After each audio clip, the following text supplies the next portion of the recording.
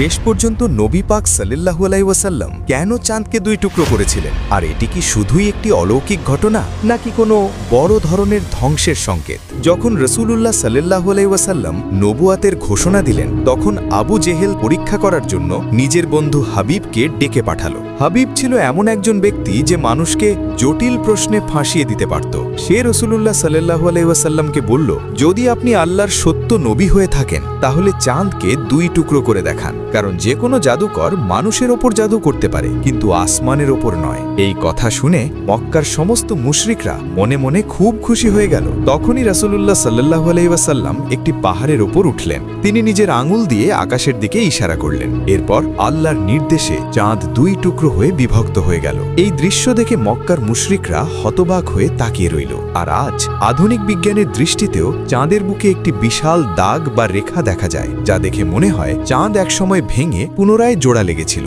নিঃসন্দেহে আল্লাহই সর্বশক্তিমান।